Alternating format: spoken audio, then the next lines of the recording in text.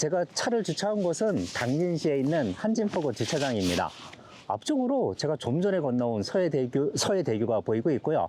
오늘은 이곳에 올해 새롭게 개통한 해상데크를 걸은 다음에 당진시를 여행하려고 합니다. 해상데크부터 걸어보도록 하겠습니다.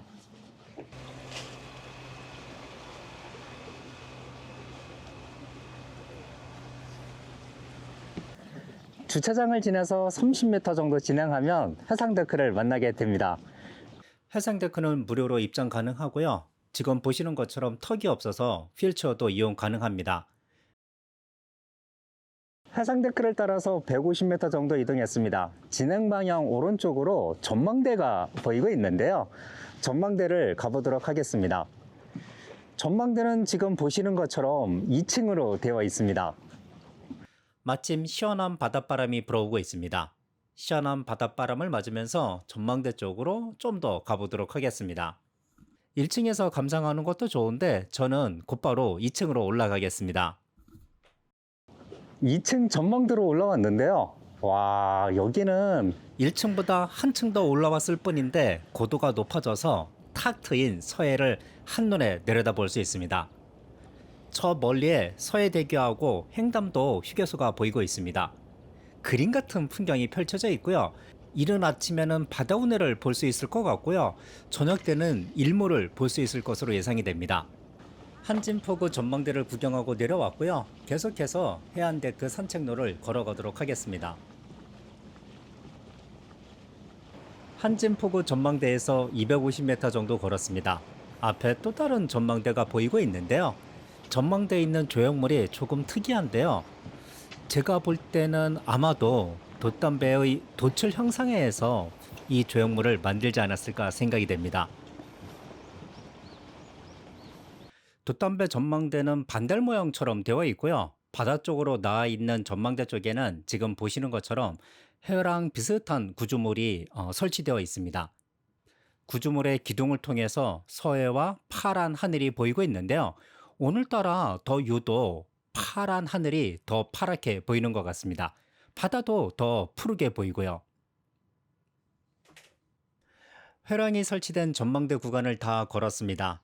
해안길은 계속 이어져 있는데요. 이 해안길을 계속 걷도록 하겠습니다. 해안 산책길 왼쪽에는 해안 절벽과 녹색의 숲이 저를 반겨주고 있고요. 바닷물이 빠져나간 자리에는 녹색의 이끼가 그 모습을 드러내고 있습니다. 지금은 민물때라서 이런 풍경을 볼 수 있는데요. 썰물때에는 바닷물이 해안 데크까지 들어와서 해안 데크와 어우러진 서해 풍경을 볼 수 있을 것으로 예상이 됩니다. 좀 전에도 말씀드렸듯이 앞쪽으로 푸른 서해와 파란 하늘이 정말이지 아름답다는 생각을 합니다. 보고 또 보아도 지루하지 않은 풍경이고요. 이곳에서 서해가 이렇게 아름다웠나 새삼 깨닫게 됩니다. 해상데크를 다 걸었습니다. 한진포구에서 전망대를 거쳐 이곳까지 20분 정도 예상하시면 되고요. 왕복 40분이면 충분히 이 해상데크길을 걸을 수 있습니다.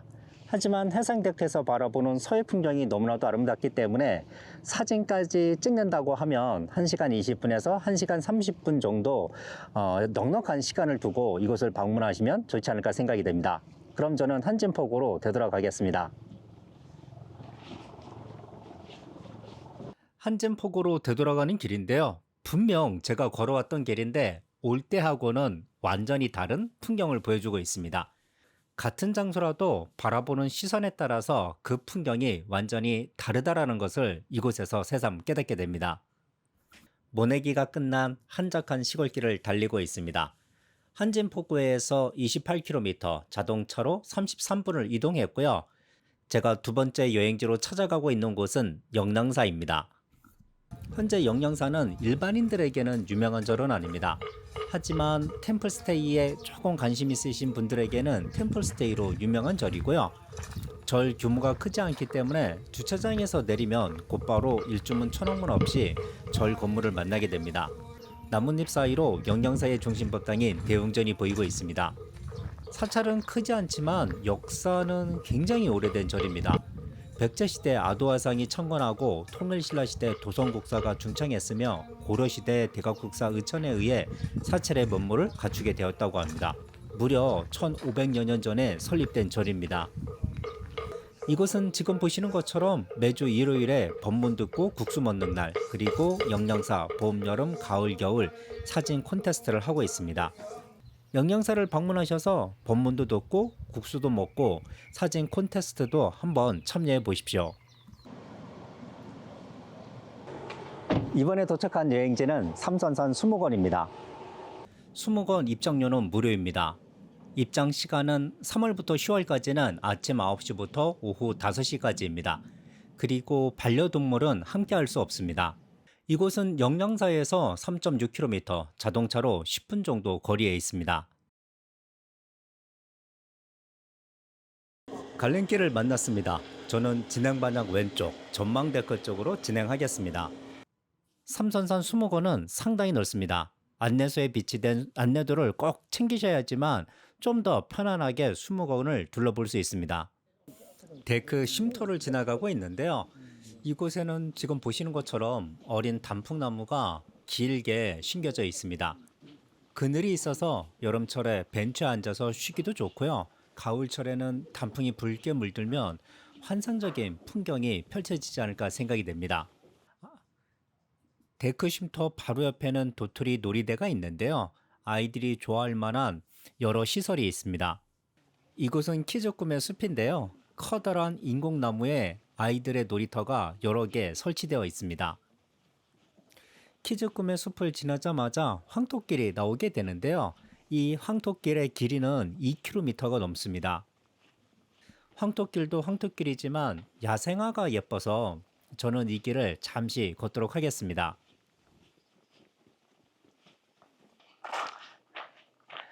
갈림길을 만났습니다. 이곳에서 저는 진행 방향 왼쪽 전망데크를 올라갔다가 다시 이곳으로 되돌아와서 벚나무원으로 진행하겠습니다.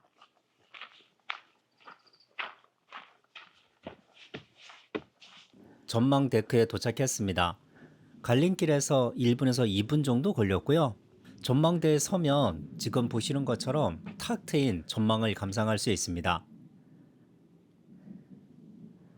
벚나무원을 거쳐서 습지원으로 내려왔습니다. 습지원에는 작은 연못이 있고 연못 한가운데에 징검다리가 있는데요. 운치 있는 징검다리입니다.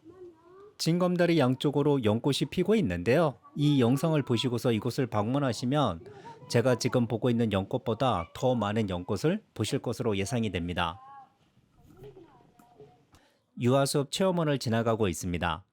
나무 밑에 아이들을 위한 놀이터가 마련되어 있는데요. 울창한 나무들이 심겨져 있기 때문에 잠시 산책하기에도 좋습니다. 저는 이곳을 통과해서 곧바로 편백나무원으로 이동하도록 하겠습니다.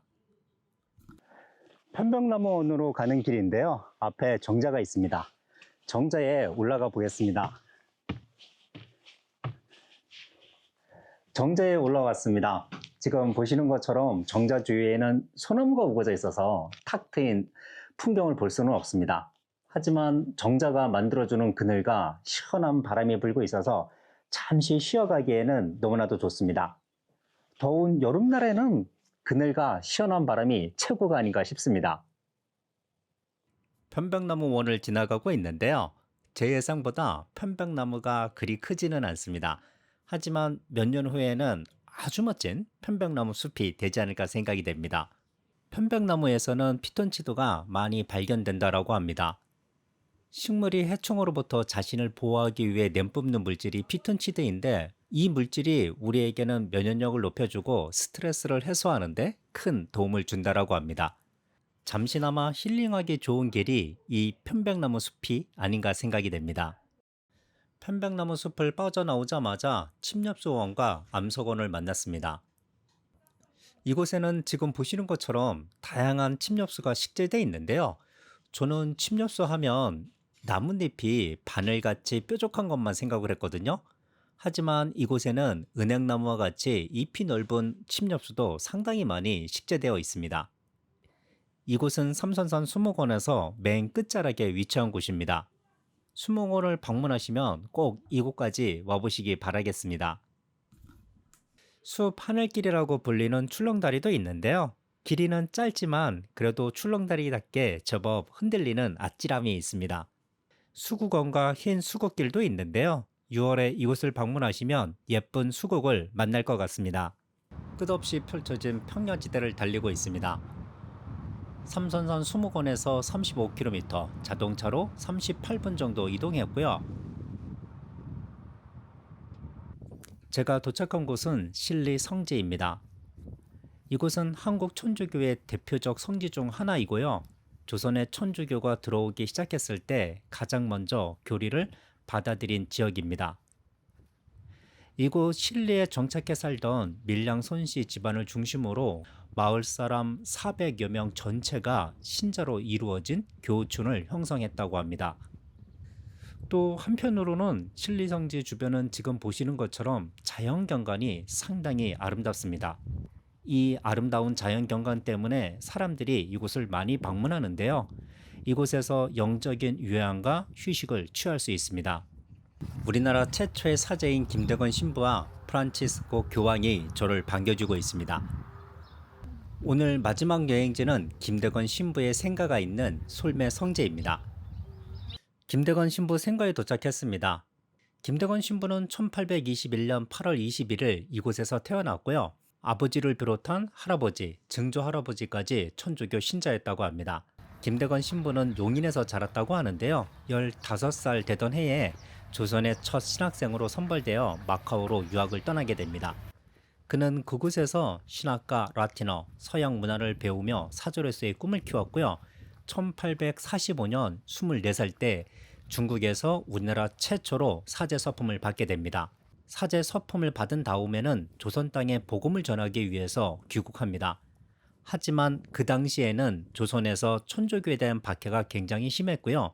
김대건 신부도 결국 체포되어 1846년 9월 16일 서울 한강변 새남터에서 순교하게 됩니다. 솔밭길을 걸으면서 김대건 신부의 생애와 업적 그리고 그의 순교 정신을 잠시 생각해 보았습니다. 김대건 신부의 삶과 신앙은 오늘날 우리에게 많은 교훈을 주고 있고요. 그의 희생과 열정은 우리 모두가 본받아야 할 중요한 가치가 아닐까 생각을 해봅니다. 솔매성지를 둘러보고 나왔습니다. 솔매성지를 끝으로 당진 여행을 마치도록 하겠습니다. 오늘 하루 한진포구에서 시작을 해서 새로 생긴 해상다크길 그리고 당진의 아름다운 자연 풍경, 문화유산을 만나는 당진 여행을 했는데요. 제가 시간이 조금 부족해서 당진 바로 옆에 있는 예산 쪽에 수레국화로 유명한 곳이 있습니다. 이곳을 방문하지 못했는데 이곳은 제가 조만간 빨리 방문해서 여러분들에게 영상으로 보여드리도록 하겠습니다. 그럼 저는 여기서 인사드리고 다음 여행과 사랑에서 뵙도록 하겠습니다. 안녕히 계세요.